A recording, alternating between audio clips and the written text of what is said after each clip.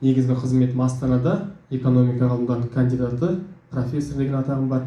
Бірақ та саламыз басқа болса да, жүрегіміз жалпы кішкентайдан көріп өскен осы үлкендердің бір дені дұрыс, жақсы дүниелеріне қызығып қарайтынымыз анық. Енді мен өзім жалпы туған жерім Семейден болғандықтан, Абай елінде болғандықтан, жалпы бізге енді әдебиет саласы, оның ішінде мынау біздің Қазақстанды бер жағы, мынау түркі әлемінде бұл жанр әлі де бір өзінің дәрежесіне жеткен жоқ деп айтып, жаңа өзіңіз де жақсы айтып өттіңіз.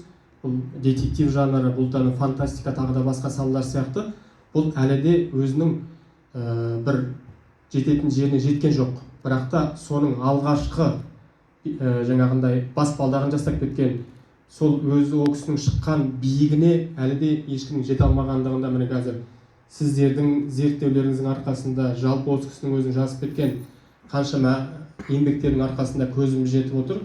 Кемел Тоқаев ақсақалдың енді шыны керек детектив жанры, бұл енді қазіргі уақытта мен былай деп айтар едім, бір өте бір біздің Қазақстанға қазіргі уақытта керекті жанр. Өйткені жалпы енді детектив ол бір қай саланы алып қарасақ та әр жағынан шығатын дүние. Сол үшін де мына еңбектеріңіз өте керекті. Мына оқушылардан бастап студенттердің арасында ғылыми конференциялар ұйымдастырып, іріктеп, осы детектив жанрында қалам тербейтін жастардың көзін ашып, бұлақ көрсе көзін аш деген қазақтың сөзі бар, сондай дүниені жасап жатқан игілікті істеріңізге жаңа өзіңізде бір ауыз бір айтып қалдыңыз. Мынау Бауыржан атамызда кезінде ол кісі де майдангер болған, біздің Кемел ақсақал сияқты. Ол кісі де жазушы болған. Сол бір әдебиеттерден оқып отырған кезінде менің де атым Бауыржан болғандықтан, жалпы Бауыржан атамыздың әрбір өмірі маған қызықты болғандықтан бір есіме түсіп отыр. Кезінде мынау Бостандық елі аралы дейді, мынау Куба елінің сол кезде көшбасшысы Фидель Кастродан мынау Мәскеудің Заря деген газетінің журналисттер сұрақ қойып отырған кезде, Кеңес одағындағы сіз қай батырды мойындар едіңіз деген кезде, мен Бауыржан Момышұлын айтар едім деп айтқан екен. Сосын ол кісі әлі тірі ғой деген кезде, солай ма деп жаңағыда ана кісі таң қалып, соң кейіннен мынау 1963 жылы арнайы ол кісіні анау Куба еліне шақырып, үлкен төбелеріне көтеріп құрмет көрсеткен екен. Сол Бауыржан атамыздың Волоколамск тас жолы деген кітабының өзі сол уақытта сол Кубаның жоғары оқу орындарында бір ғылыми жұмыс ретінде қарастырылатындығын көріп жатырмыз.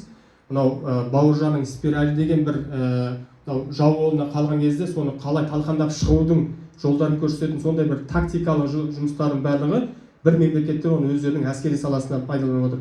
Сол сияқты мен айтар едім, мына Кемел ақсақалдың да детектив жанры бұл да бір сұранып тұрған біздегі мынау ішкі істер саласына деп айтамыз, тағы да басқа салаларға да бір ғылыми жағынан да керекті дүние сияқты. Оны өздеріңіз қорғанып жатсыздар.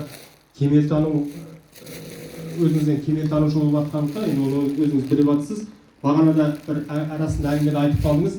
Мынау сол кітапты жазардың алдында сол әлемге, сол дүниеге, жан дүниеге кіру үшін жаңағы Алтайға дейін енді анау темір тордың әр жағына кіріп, ол екінің бірінің жүрегі дауаламайтын дүние. Міне осындай жақсы естеліктердің барлығы да әрине ол, яғни бұл саланың әлі де қажетті екенін көрсетіп отыр. Сол үшін де барлық жасап жатқан еңбектеріңіздің берекесін берсін. Міне өзіңіз де айтып жатсыз, атымды сол кісі өзі қойып кеткен деп, міне аманат деген, яғни қазақта аманатқа қиянат жасамай деген дүние бар. Сол кезде сол ақсақал атты қойып отырып, сол жас балаға кейін біраз уақыт өткеннен кейін сол баланың азамат болып, кейін сол өзінің жұмысын ары қарай жалғастыратындай бір адам болатын болмайтын ол кісі білмеген де шығар, бірақ та бір ұрпақтар сабақтастырған дүние бар. Сол бір дүниені енді сіз ары қарай шәкірттер тәрбиелеп, мынау жастарды тағы да басқа міне осы салаға қызығушылығы бар жастар өте көп деп есептеймін.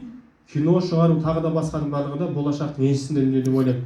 Сол үшін де бүгінгі міне келіп, мен өзім келіп осы кешке қатысқаныма өте қуаныштымын. Қазақта болатын елдің тарихы таспен жазылады, өшетін елдің тарихы жаспен жазылады дейді. Біздің енді мынау өткен тарихымызда міне осындай кісілердің жасап кеткен дүниелері өте оңды, қажетті. Енді осыны әрі қарай дұрыс жолмен жалғастырсақ, енді ол бір мархабат болар деп ойлаймын. Рахмет барлықтарыңызға. Рахмет.